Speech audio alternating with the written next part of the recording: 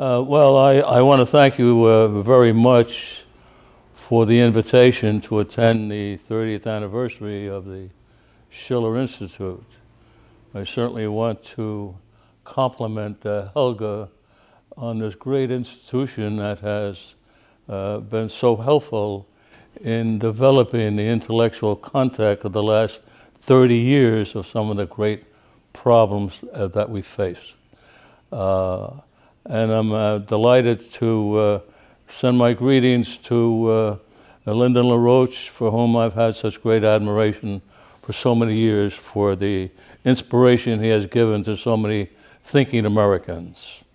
And to my friend General Ramsey Clark, I send my greetings, and I regret that I am not there in person to say hello to all of you and to all the attendees of the Schiller 30th anniversary. I wish you all well. You are certainly discussing some very, very important subjects that remain dear to my heart and to the heart of many thinking Americans who wonder if anybody's doing anything about anything as we drift off course in so many areas, especially lately with the revelations of the NSA. You know, I might say that while the Snowden revelations are a shock to most people, the whole idea of surveillance in America is not one that came upon the scene in the last several months and this last year. This has been going on, growing like a cancer, ever since the end of World War II, where we would accept many, many infringements on our liberties in order to win a war. Your conference of a world without war, I think, is so important. But one of the things that's very important is that we see that there is a war within our country by the people who control the surveillance state against the very people who are its victims and potential victims. And I single out to our Congress. One of the things that I find extremely troublesome is the fact that so many good men, both Democrats and Republicans, in positions of great importance, of knowledge in the intelligence areas, are resigning from the Congress. That is most troubling at the height of their careers, and where their election is not ever in question, are strictly walking away. Why is that? One of the problems is that the intelligence is so overwhelming that it's really taking away the freedom of expression and freedom of thought that might be directed in saving our country now by the very men who do not want to put up with the kind of surveillance that is taking place. Now you might say, well, the old cliche, I have nothing to hide. It's not a question of nothing to hide. It's a question of how that information can be used to destroy careers, families, people who may not agree with one agency of the government, but may agree with the others. The ability of any agency now to destroy any political career is beyond question. Now you might say, how is that? Well, the old New York Times versus Sullivan case, which said that it's healthy to lie about people, gave unparalleled power to the government agencies who controlled the flow of information, in that can be handed to what they call investigative reporters, who can then generate interest against any public figure with impunity, and therefore making life very, very difficult. I speak of this with some authority. I was a member of the Congress, and my field was the foreign affairs. Several of my bills were the Peace Corps, of which I helped draft, in which I co-managed the passage of the Peace Corps, the Arms Control Agency, the law of the sea, various foreign affairs matters that I was very interested in as a member of the Foreign Affairs Committee. However, I did not seek to begin to the privacy thing.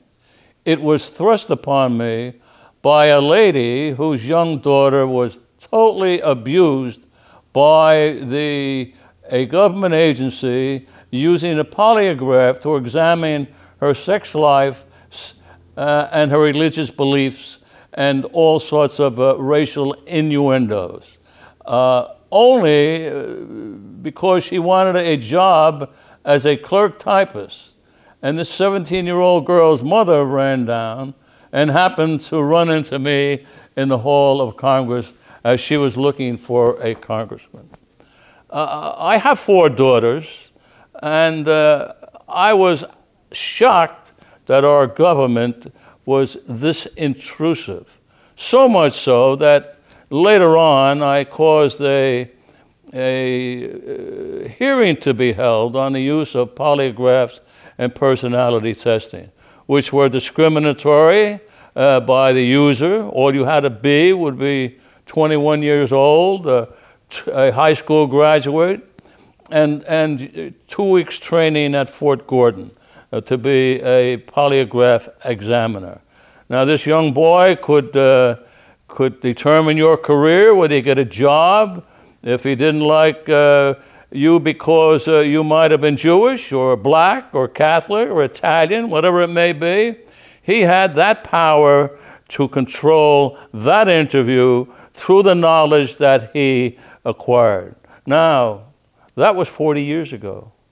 Now look at what we are going through today, where every single individual is now subject to all the intrusions that are going on in life today.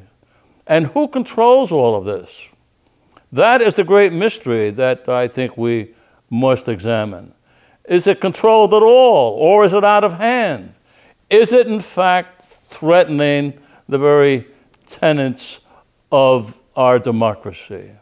When I was down in Congress, I can't really say that there was anyone down there that didn't deeply believe in our country. We were just coming off the war. Many were in World War II. And to be shot at makes you a believer that there's some purpose to put your life on the line. I think for many of the men of that age who went down in Congress with me, we believed that. We did not believe that we went down there to serve at the fear to prolong our career of a Mr. Hoover. Now, is there one around now? We don't know who's around now. All we know, unless the information comes under control, unless Congress starts setting up some limitations, unless the responsibility of justice is returned to the federal benches, I believe that there are continuing problems. I set an example of my own career, 2 examples. One was the Hale Boggs, who was majority leader, a dear friend of mine. He was a member of the Warren Commission. There were only 7 people on the Warren Commission. He represented the House along with Jerry Ford from the House of Representatives. He came to the conclusion that the Warren Commission should be reopened, and that the information that they gathered about the killing of President Kennedy was insufficient and tarnished, and wanted to reopen the case.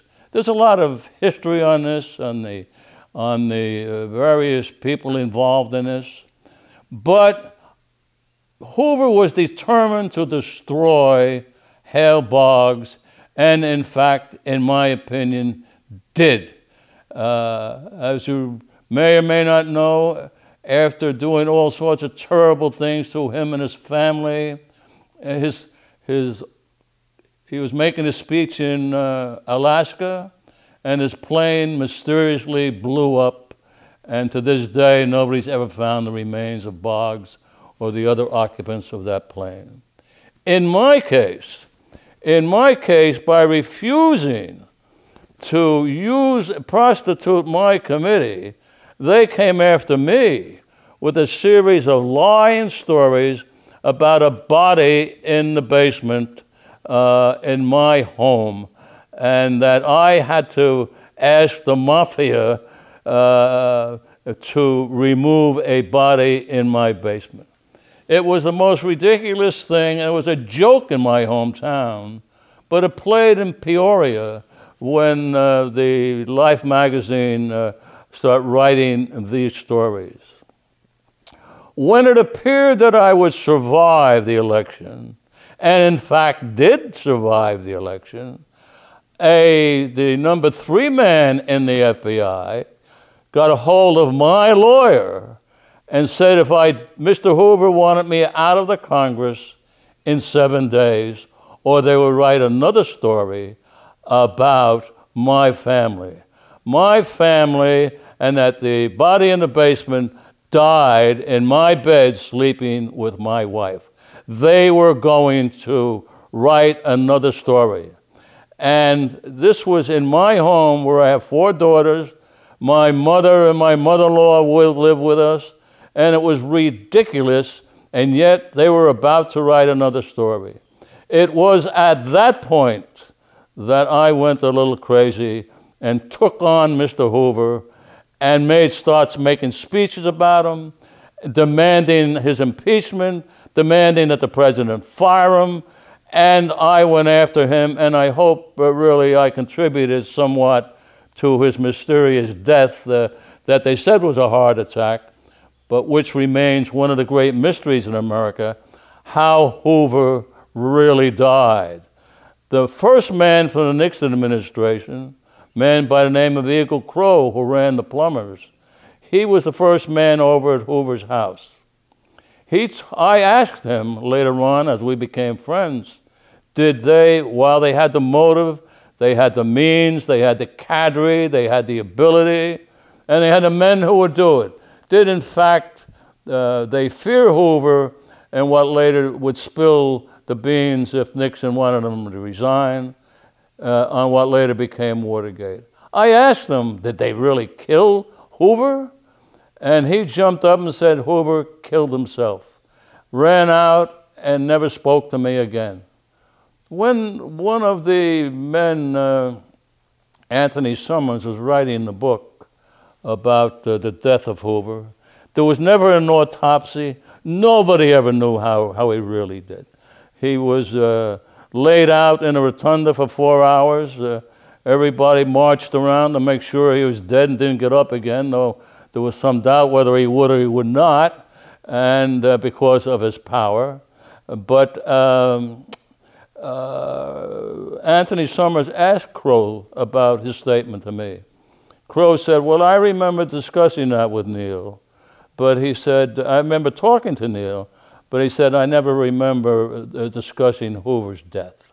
So that remains one of the great mysteries, and maybe one of these days when the files are open 60 years from now, we'll really find out how this monster really died. These are some of the things that are troublesome, and coming up to date, the fact of the matter is that the one man with his information could control the members of the Judiciary Committee, threatening to fire Chairman to indict Chairman Manuel Seller's brother if they didn't oppose my bill to create a permanent committee to preserve privacy, then he would make sure that Schiller brother would be indicted. Now, this was the chairman of the Judiciary Committee, the man who delivered the Civil Rights Bill. This was a giant in the Congress, and yet he was frightened of the threat of Hoover. I was different. Not that I was not frightened, I was enraged that I, a sitting member of the Congress, could be subject to the kind of thing that Hoover and several of his elite troops were going to subject my wife and me to. I made a speech every single day, and finally he said, what was I mad at him for? And then took back some of the stuff that they had written. But then Nixon got in, they controlled the Justice Department, and the first thing that the whole Nixon crowd did was start sending Democrats to jail. So, does it have anything to do with today? Yes. It has to do today because of the information systems that Snowden has disclosed and of which we are all aware of, makes us all vulnerable unless steps are taken to protect freedom, democracy, democratic institutions, and our privacy, or else what is the use of a government that is turning its back and enlarging this threat each day under some new excuse, whether it's drugs, whether it's the mafia, it's terrorism, whatever all of these threats are, the career police will manage it. That does not mean that every single citizen should be under a presumption of some kind of guilt or something to hide from its own government. You know, I recently recall the words of W.H. Auden in his book, Being There. He mentions the change in ages when winter sets into one age and a new age begins. I think we are at that stage. You know, and I'm happy to think about that one of the lines in the book is that the lantern of the prophet has gone out as winter sets into our civilization. And I'm happy that you're all there today and to know that the lantern of the prophet, the economic prophet, Lyndon LaRoche, that his lantern still shines brightly. And I think that that's a very hopeful sign that people can build on that kind of faith and that kind of trust. And I believe that if we do that, we will be more successful in not allowing the winter of the American age to come to pass and set in, because we do not know what the new age will bring us. So Helga and Lyndon, Ramsey, and all of you in attendance, I applaud you. You give hope that our future will be a better one rather than one that we should fear. And I thank you for your invitation and the invitation to join with you. I wish you all well. Thank you.